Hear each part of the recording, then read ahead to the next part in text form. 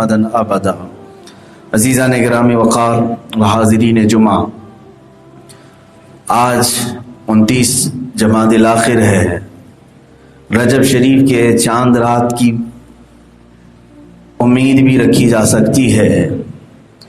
ممکن ہے کہ آج مغرب کے بعد سے ماہ رجب المرجب کی شروعات ہو، اور یہ بھی ممکن ہے کہ کل 30 ہو اور اتوار سے پہلی رجب ہو۔ رجب شریف کے آتے ہی عبادتوں کا موسم شروع ہو جاتا ہے، اور یہ حرمت والا مہینہ ہے۔ سال میں 4 مہینے حرمت والے ہیں: رجب، شوال، ذی القعدہ اور ذی الحج۔ ان 4 مہینوں کو اللہ تعالیٰ نے قرآن میں یوں فرمایا منہا اربعۃ حرم، یہ حرمت والے مہینے ہیں، اس میں جنگ و جدال، قتل و قتال حرام ہے۔ عرب میں بھی یہ قانون تھا، جیسے ہی رجب کا مہینہ آتا سارے لوگ اپنی تلواریں رکھ دیتے۔ جو برسوں سے لڑ رہے ہوتے، جنگیں ہوتی تھیں، تو یہ حرمت والے مہینوں میں، یہ دور جہالت کی بات کر رہا ہوں، اسلام میں نہیں، اسلام کے اعلان کے بعد یہ تو سخت حرمت والے ہو ہی گئے، اس سے پہلے بھی لوگ ان 4 مہینوں کا احترام کرتے تھے۔ عزیزان گرامی، اللہ رب العزت ہم پر اس رجب کو خیر و سعادتوں والا بنا کر طلوع فرمایا، اور اللہ تعالیٰ نے قرآن میں فرمایا فاستبقوا الخیرات، نیکیوں میں آگے بڑھنے پر ایک دوسرے سے سبقت لے جاؤ، کمپٹیشن کرو، لیکن کن چیزوں میں؟ اللہ کی طرف بڑھنے میں، رب تبارک و تعالیٰ کی طرف قریب ہونے میں، ایک دوسرے پر بڑھوتری حاصل کرو، زیادتی حاصل کرو، دنیا حاصل کرنے میں نہیں۔ کئی آیتیں ہیں جس میں اللہ تعالیٰ نے فرمایا سابقوا الی الخیرات سابقوا الی مغفرۃ من ربکم، تم اپنے رب کی مغفرت حاصل کرنے کے لیے ایک دوسرے سے بڑھ جاؤ، آگے بڑھو۔ اگر کوئی 2 رکعت پڑھ کر کے اپنے رب کا قرب حاصل کر رہا ہے تو تم 4 پڑھو، تم 10 پڑھو، تم اللہ کی طرف بڑھنے میں سبقت لے جاؤ۔ یہ مومن کی شان ہے۔ مومن کی شان یہ ہے کہ وہ نیکیوں میں ایک دوسرے سے سبقت لے جانے میں حریص ہوتا ہے، بہت زیادہ اس پر حرص کرتا ہے، نہ یہ کہ دنیا طلب کرنے میں۔ اور قرآن عظیم میں اللہ تعالیٰ نے سورہ واقعہ میں یوں ارشاد فرمایا وَكُنْتُمْ أَزْوَاجًا ثَلَاثًا فَأَصْحَابُ الْمَيْمَنَةِ مَا أَصْحَابُ الْمَيْمَنَةِ وَأَصْحَابُ الْمَشْأَمَةِ مَا أَصْحَابُ الْمَشْأَمَةِ وَالسَّابِقُونَ السَّابِقُونَ أُولَٰئِكَ الْمُقَرَّبُونَ۔ اللہ تعالیٰ فرماتا ہے قیامت کے دن تم 3 جماعتوں میں بدل جاؤ گے، 3 گروہ میں، 3 جماعت میں ڈیوائیڈ ہو گئے۔ دائیں جانب والے تم کیا جانو کہ دائیں جانب والے کیا ہوتے ہیں، اور بائیں جانب والے تم کیا جانو کہ بائیں جانب والے کیا ہیں۔ اور پھر تیسری جماعت والسابقون السابقون، اور سب سے آگے بڑھنے والے، تمہیں کیا خبر کہ وہ سب سے آگے بڑھنے والے کون ہیں۔ اب یہاں پر دائیں جانب والے وہ جو ایمان اور اسلام پر عمل کرتے رہے اور وہ نارمل زندگی گزارتے رہے، بائیں جانب والے وہ ہیں جو دنیا طلب کرنے میں آگے بڑھتے رہے اور کفر کی وادی میں پہنچ گئے۔ اور سابقون السابقون جن کو سورہ واقعہ میں فرمایا گیا آگے بڑھنے والے، اللہ تعالیٰ فرماتا یہ وہ ہیں اولئک المقربون، جو اللہ سے بہت زیادہ قریب ہو گئے۔ کون؟ جو عام مومنوں کی زندگی بھی نہیں بلکہ ان سے کئی زیادہ اللہ کی قریب آنے میں حرص رکھتے تھے۔ عزیزان گرامی، کمپٹیشن زندگی کا ایک معمول ہے، بچے بھی کمپٹیشن کرتے ہیں، بڑے بھی کرتے ہیں۔ بچپن میں اسکول میں کمپٹیشن ہوتا رہتا ہے، پھر جوانی میں بزنس میں کمپٹیشن ہوتا ہے، عورتیں حسن میں کرتی ہیں، زیور میں کرتی ہیں، ہر ایک کی زندگی میں کچھ نہ کچھ ایک دوسرے سے بڑھت حاصل کرنے کا جذبہ ہے، کبھی گھر بنانے میں، کبھی جائیداد بنانے میں، لیکن یہ فضول کی چیزوں میں بڑھت حاصل کر کے کچھ بھی نہیں کر سکے گا۔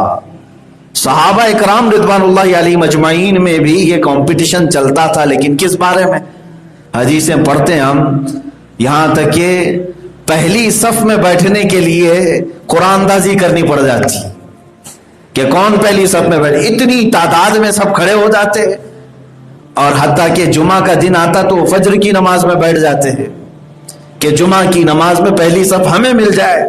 اس لیے کہ رسول کریم صلی اللہ تعالیٰ علیہ وسلم نے جب یہ بشارت دے دی کہ پہلی صف میں بیٹھنے کا ثواب اگر تمہیں معلوم ہو جائے تو تمہاری تلواریں نکل جائیں گی ایک دوسرے کے لیے. صحابہ کرام رضوان اللہ تعالیٰ علیہ مجمعین اس بات پر حریص تھے. اور یہاں تک کہ اذان دینے کا معاملہ آیا تو صحابہ ایک دوسرے پر سبقت لے جاتے اور عرض کرتے کہ میں دے دوں، ایک بار میں اذان دے دوں. یہاں تک کہ ان میں بھی آپس میں قرعہ ڈالا جاتا، جس کا نام نکل جائے وہ اذان دے دے. ان کی نیکیوں میں ایک دوسرے پر سبقت لے جانے والے بے شمار معاملات ہیں. کبھی ہم نے نہیں دیکھا کتابوں میں یا احادیث میں کہ کسی صحابی نے ایک گھر بنایا تو اس کے بدلے میں 2 گھر صحابہ نے بنا دیا ہو. نہیں، بلکہ وہاں نیکیوں میں سبقت لے جانے کے لیے ایک دوسرے پر بڑھتے تھے.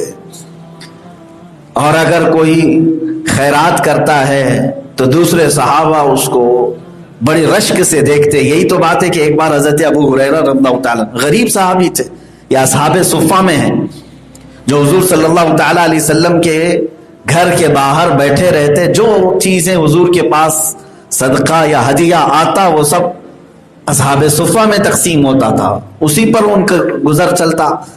حضرت ابو ہریرہ رضی اللہ تعالیٰ عنہ ایک دن عرض کرتے ہیں، اے اللہ کے رسول صلی اللہ تعالیٰ علیہ وسلم، آپ کی امت کے جو مالدار لوگ ہیں وہ ہم سے بہت آگے جا چکے ہیں نیکیوں، ہم کیا کریں؟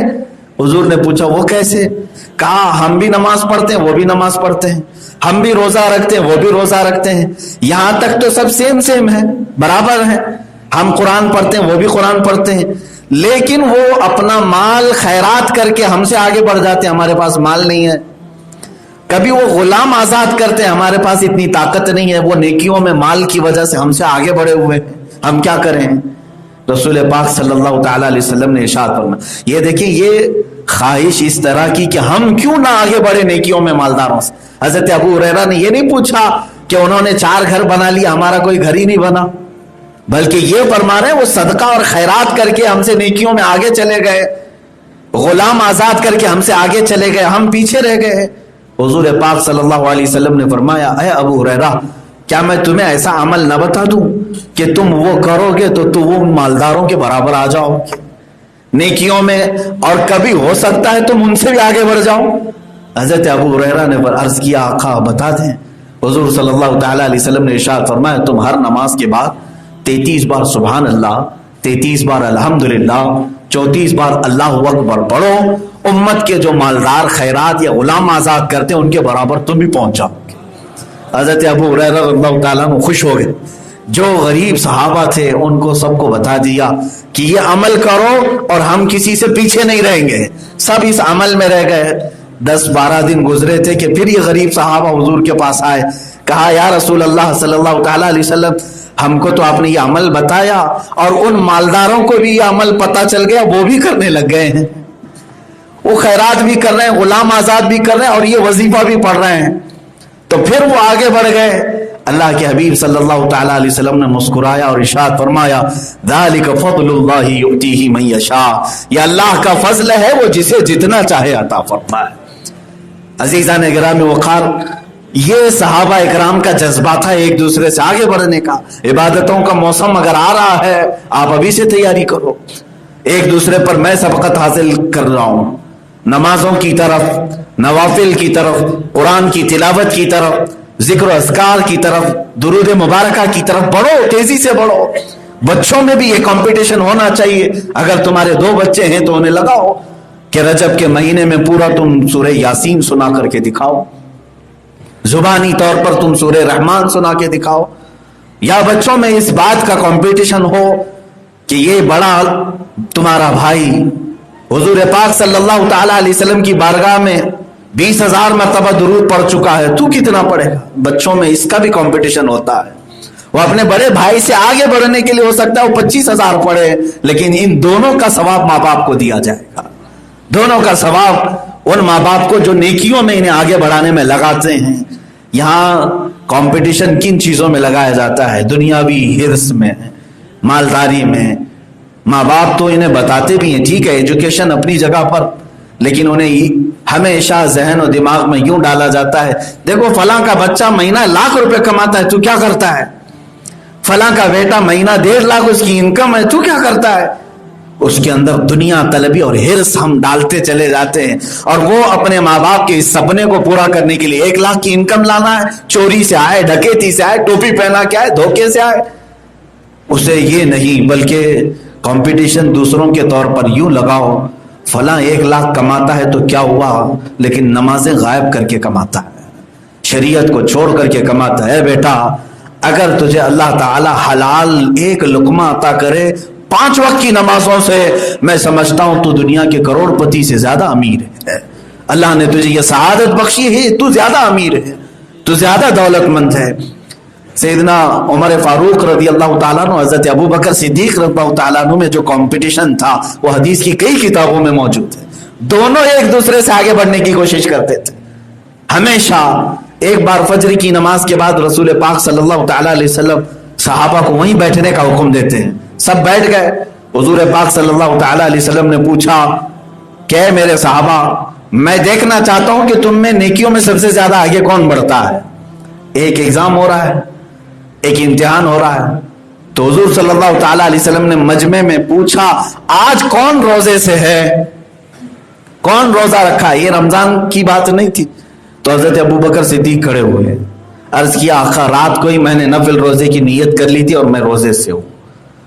حضور پاک صلی اللہ تعالیٰ علیہ وسلم نے دوسرا سوال کیا، آج کوئی ہے صحابہ میں مجمع میں جو کسی مریض کی عیادت کر کے آیا ہو؟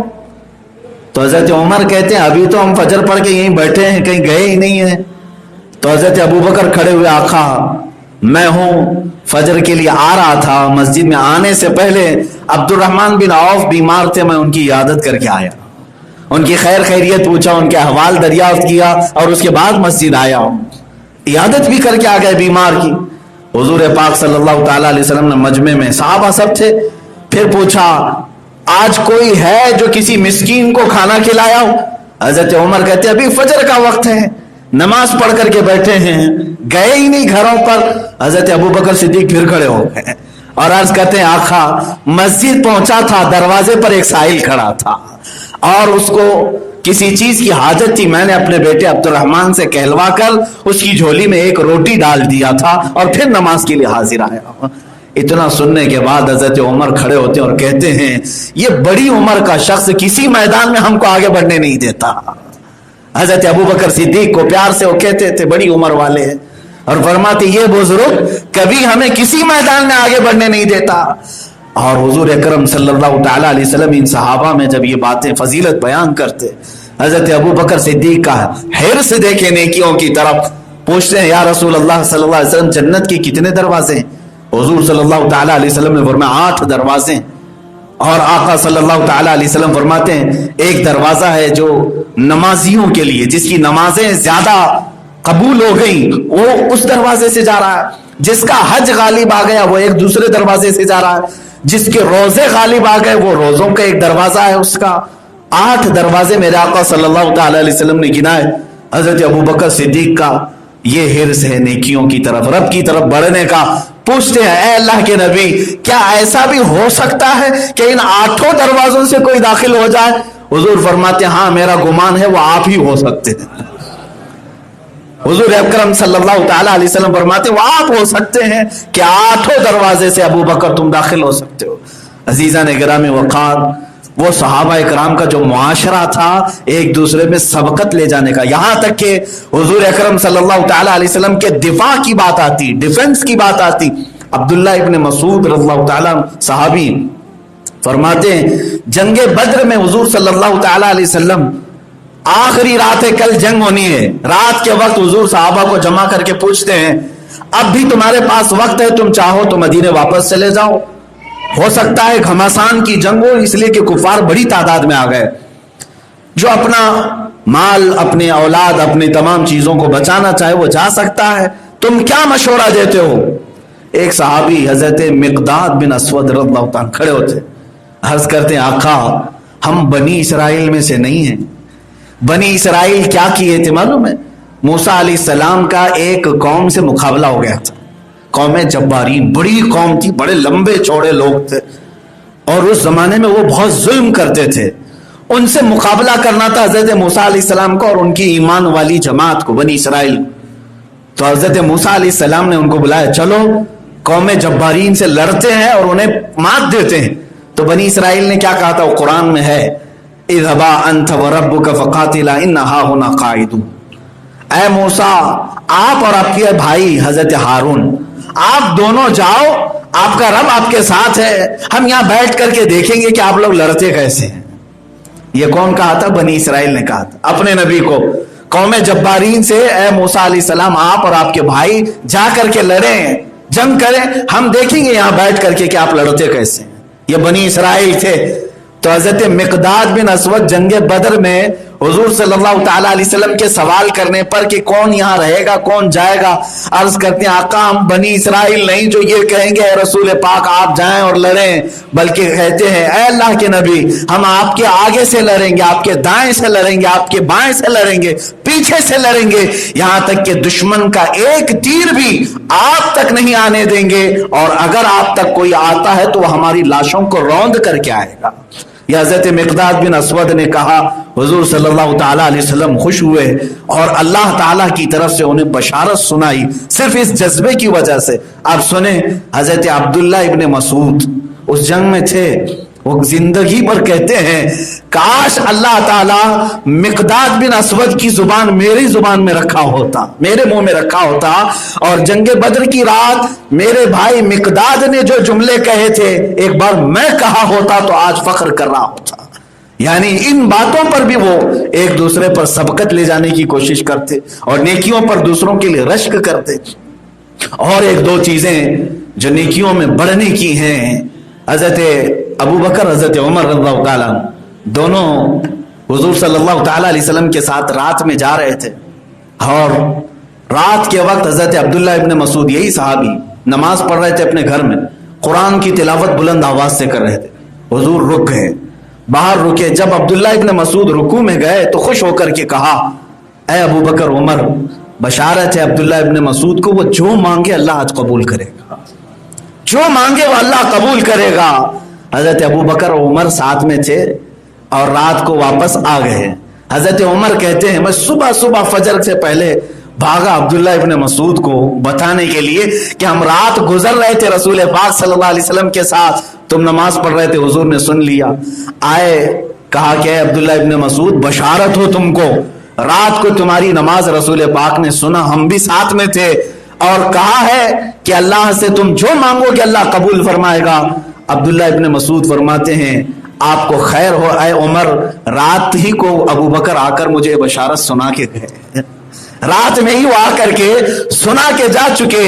حضرت عمر کہتے ہیں وہ کسی میدان میں تھکتے نہیں ہیں، کسی میدان میں وہ تھکتے نہیں ہیں. یہاں تک کہ حضرت عمر فرماتے ہیں میں مسکینوں اور غریبوں کی مدد کرنے کا ایک دن طے کر لیا مدینے میں کہ جو بھی مجھے زیادہ مستحق نظر آئے اس تک پہنچ جاؤں گا. بڑے تلاش اور جستجو کے بعد ایک بوڑھی عورت انہیں نظر آئی جس کا کوئی تھا نہیں، وہ کمزور عورت تھی. حضرت عمر کہتے ہیں میں نے طے کر لیا کہ روزانہ صبح اس کا کام کر دوں گا.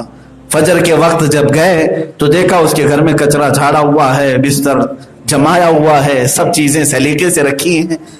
کوئی آ کر کے جا چکا. دوسرے دن آئے، پھر دیکھا کہ سب اس بوڑھی عورت کا کام پورا ہے، کوئی کام کی اسے حاجت نہیں، کھانا بھی بنا رکھا ہے. اتنی صبح. تیسرے دن حضرت عمر کہتے ہیں فجر سے پہلے میں جا کر کے اس بوڑھی عورت کے گھر کے پاس کھڑا رہا، دیکھا اذان ہونے سے پہلے ایک شخص چادر منہ پر ڈالے ہوئے گھر سے نکل رہا ہے، کچرا سب جھاڑ کر کے. میں نے اس کی چادر کھینچی، دیکھا وہ ابو بکر صدیق تھے، ابو بکر صدیق تھے. حضرت عمر کہتے ہیں اس بات پر نہیں، ایک بار رسول کریم صلی اللہ تعالی علیہ وسلم نے اعلان فرمایا کہ ہے کوئی میرے صحابہ میں جو اللہ اس کے رسول کے لیے اپنا مال وقف کرے. حضرت عمر اپنے گھر آئے اور اپنے گھر والوں سے کہا آج ابو بکر سے آگے بڑھنے کا بہترین موقع ہے میرے پاس. یہ ہے کمپٹیشن، دنیا داری میں نہیں. کہتے ہیں پورا مال جمع کر کے آدھا آدھا کر دیا. اس وقت تو 2.5% زکات تھی نا، آج بھی 2.5 100 روپے ہیں تو 2.5 زکات کے طور پر. حضرت عمر نے آدھا کر دیا، 50-50، آدھا اپنے گھر میں رکھا اور لے کر حضور کی بارگاہ میں آئے، یہ سوچتے ہوئے کہ سارے صحابہ میں سب سے زیادہ مال آپ لے کر کے آئے. لیکن وہاں پہنچے تو پتہ چلا حضرت ابو بکر پورا ہی لے کے آئے ہوئے تھے، پورے گھر کا لے کر کے آئے تھے. हुजूर सल्लल्लाहु ताला अलैहि वसल्लम ने हजरत उमर से पूछा कितना लेके आए हो? कहा मैं आधा लेके आया हूं। घर में क्या छोड़ा है? कहा आधा छोड़ आया। आधा घर वालों के लिए। हजरत अबू बकर से पूछा तुम कितना लाए? कहा या रसूल अल्लाह सल्लल्लाहु अलैहि वसल्लम पूरा लेकर आए। घर में क्या छोड़ा है? कहा अल्लाह उसके रसूल को छोड़ा है। हजरत उमर का एक तारीखी जुमला है, कहते हैं वल्लाही लन अक़दिमका या अबा बकर, कसम खुदा की है अबू बकर मैं कभी तुमसे आगे नहीं जा सकता, कभी तुमसे आगे नहीं जा सकता। अजीजा ने गिरामी वक़ार सहाबा इकराम रिज़वानुल्लाहि ताला अलैहिम अजमाइन में ये मामला थे। जंगे बद्र में जाने से पहले एक रात में झगड़ा हो रहा है, एक घर में झगड़ा हो रहा है। किस में? बाप और बेटे में। किस बात पर? बेटा जवान है, बाप बूढ़ा हो चुका है, सहाबा हैं दोनों, और दोनों इस बात पर झगड़ा कर रहे हैं कि घर में एक का रहना जरूरी है और हम रसूल पाक सल्लल्लाहु ताला अलैहि वसल्लम के दिफा के लिए मैदान में जाना चाहते हैं। बेटा कहता मेरा हक ज्यादा है, बाप कहता मेरा हक ज्यादा है। दोनों का ये आपस में चलता रहा मामला, यहां तक कि कुरान अंदाजी की। कुरान में बेटे का नाम निकला, कहा कि नहीं हुजूर के पास चलते हैं, मैं ये कुरान को छोड़ता हूं, हुजूर सल्लल्लाहु अलैहि वसल्लम के पास जाऊंगा। अपनी फजीलत बताई, कहा कि या रसूल अल्लाह सल्लल्लाहु अलैहि वसल्लम मुझे इतनी जंगों का तजुर्बा है, फलां फलां जगह गया हूं, मेरी उम्र आज इस तमाम मशाकी में गुजर गई, ये तो अभी बच्चा है मेरा, जवान है, मैं ज्यादा काम आऊंगा तजुर्बे के एतबार से।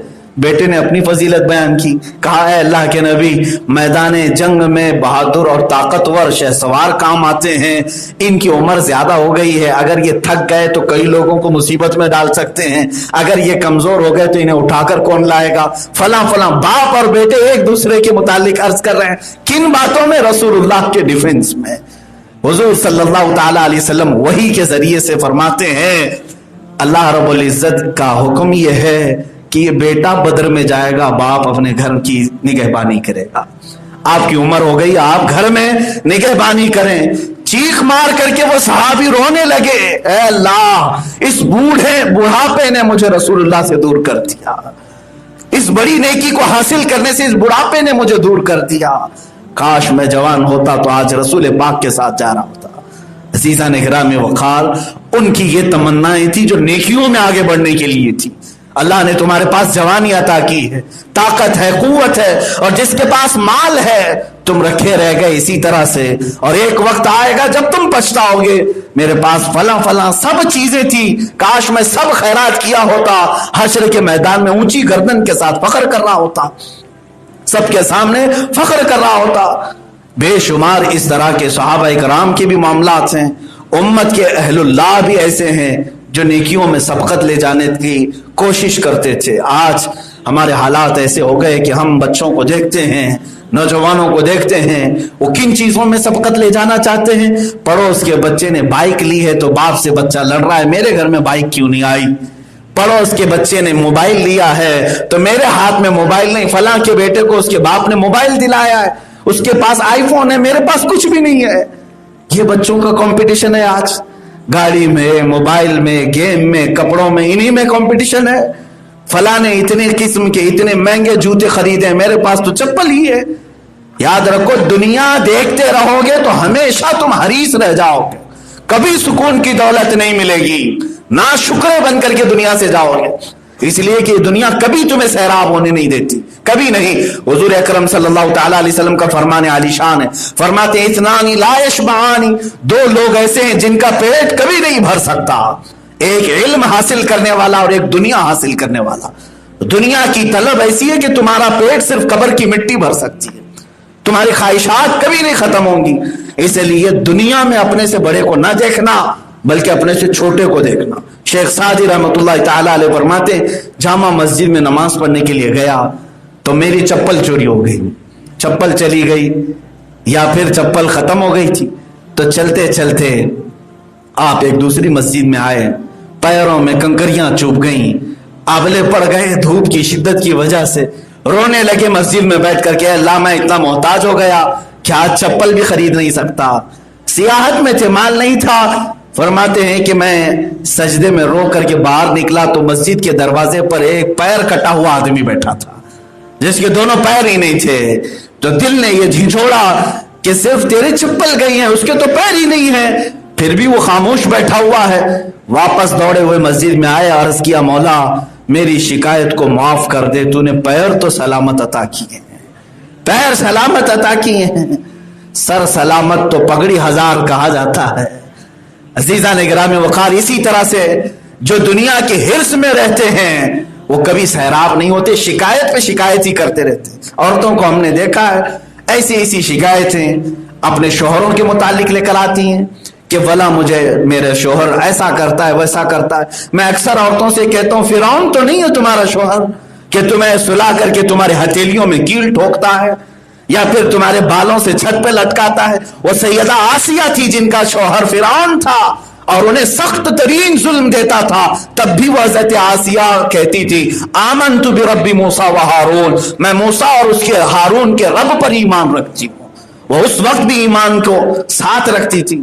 شکوہ اور شکایت کے ساتھ تمہارا پیٹ کبھی نہیں بھر سکتا. اسی لیے نیکیوں میں سبقت حاصل کرنے کی کوشش کرو. بچوں کو دنیا طلبی میں نہیں بلکہ نیکیوں میں، بچوں میں ان باتوں کا کمپٹیشن لگاؤ کہ مسجد میں کون کتنے دن حاضر رہا، قرآن کون کتنے دن پڑھا. بلکہ بچوں کو قرآن پاک کے علاوہ سیرت مصطفیٰ صلی اللہ علیہ وسلم کی کتاب پکڑائیں ان کے ہاتھ میں، مہینے بھر کے بعد دیکھیں کس نے کتنے صفحے پڑھے، کون حضور کی سیرت سب سے زیادہ جانتا ہے. حضور پاک صلی اللہ تعالیٰ علیہ وسلم کے صحابہ میں کتنے لوگوں کے نام تمہیں معلوم ہے، فلاں کو معلوم ہے. یہ سب مسابقات اب ختم ہو گئے. کوئز کمپٹیشن ہوتے تھے پہلے تو ہوتے تھے، لیکن اب اس کا بھی زمانہ ختم ہونے لگ گیا. عزیزان گرامی وقار، اب رجب، شعبان اور رمضان یہ عبادتوں کے موسم ہے. بچوں کو لگا دو نیکیوں کی طرف، سبقت کرو. آپ کے پاس مال ہے تو کثرت، ایک دوسرے پر بڑھت حاصل کرنے کی کوشش کریں. قرآن کہتا ہے اللہ پر ایمان رکھنے والوں کی صفت یہ ہے، اللہ فرماتا ہے والذین هم بآیات ربهم یؤمنون، جو اللہ کی آیتوں پر ایمان رکھتے ہیں. والذین هم بربهم لا یشرکون، اور اللہ پر اپنے رب کا کے ساتھ کسی کو شریک نہیں ٹھہراتے. والذین یؤتون ما آتوا وقلوبهم وجلۃ انهم الی ربهم راجعون. وہ اللہ تعالیٰ فرماتا ہے اور جو انہیں دیا جاتا ہے اس پر وہ قناعت کرتے ہیں اور ان کا دل اللہ کی طرف لگا رہتا ہے. اولئک یسارعون فی الخیرات، یہ وہ لوگ ہیں جو ایمان والے جو نیکیوں میں سب سے زیادہ آگے بڑھتے ہیں. وہم لہا سابقون، اور جو دوڑتا ہے وہی سب سے پہلے پہنچتا ہے. جو دوڑتا ہے وہی سب سے پہلے پہنچتا ہے اور سست آدمی سب سے تاخیر میں جاتا ہے. آج یہاں جو دوڑا جنت میں وہ پہلے اندر داخل ہوگا، اور جو یہاں پیچھے رہا وہ برسوں کے بعد جنت کی طرف جا رہا ہوگا. اللہ تعالی ہمیں نیکیوں کی طرف سبقت لے جانے کی توفیق عطا فرمائے. دنیا داری اور حرص و طمع سے مولا ہم سب کی حفاظت فرمائے. قدیر و جبار خدا ہمارے بچوں کو، ہم سب کو، ہمارے گھروں کو رجب المرجب، شعبان المعظم، رمضان المبارک خیر اور سعادتوں اور نیکیوں کے ساتھ عطا فرمائے. اور رب تبارک و تعالی ہر بری بلا اور بیماری سے ہم سب کی حفاظت فرمائے. وآخر دعوانا الحمدللہ.